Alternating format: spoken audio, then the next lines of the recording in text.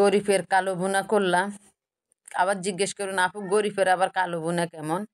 যে পুরোটা ভিডিও দেখতে থাকুন, গরিফের কালো ভুনা অবশ্যই দেখতে পারবেন।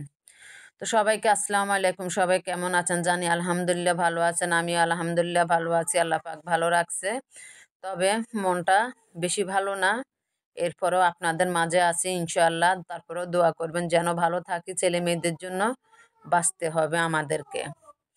তো এই গরিফের কালো ভুনা কেন বললাম, বাজারে গিয়েছিলাম, এখানে গরুর কিছুগুলা বাড়তি মানে যেগুলা আপনার রানের পিস থেকে মেরুদণ্ড থেকে কেটে কেটে রেখে দেয়, মানে ছোটোখাটো মাংসগুলা কেজি 150 টাকা করে।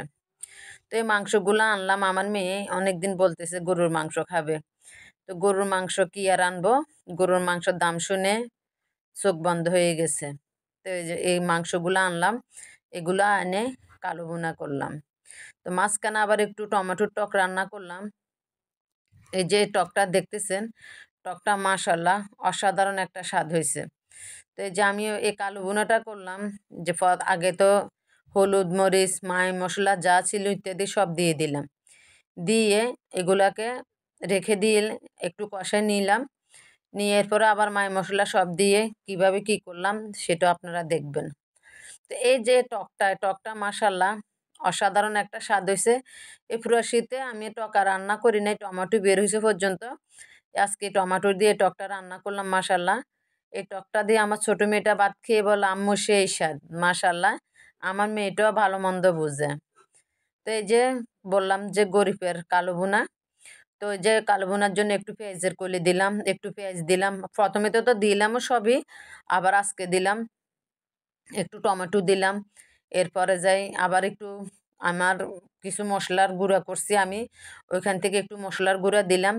সব কিছু দিয়ে আবার একটু এখানে কালো ভুনা বলতে আপনারা যত রকমের যত মশলা দেন, আমি যা বারবার বলি আমি অত মশলা খাই না, সীমিত যেটা আমি খাই আমি ওটা গুঁড়া করে রাখছি, এখানে একটু অ্যাড করে দিলাম।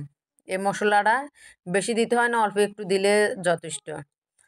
তো এগুলা দিয়ে এগুলার একটু সুন্দর করে কষাইয়ে এই মাংসটা ঢেলে দিলাম, মানে কাড়াকুড়ি বলে, এগুলোর নামই হয়েছে কাড়াকুড়ি মাংস। এই কাড়াকুড়ি মাংসটা ঢেলে দিলাম, দিয়ে মশলা এটাও মোটামুটি অনেক স্বাদ হয়েছে। তারপর আমার মেয়েটা ভাত খেয়েছে আপনার টক দিয়ে, টমাটোর টক আর বাজি মাছ দিয়ে। মাশাল্লাহ আজকে তিনোটা তরকারি অনেক স্বাদ হয়েছে, এটা মানে বলে বুঝাইতে পারবো না, মাশাল্লাহ অনেক স্বাদ হয়েছে।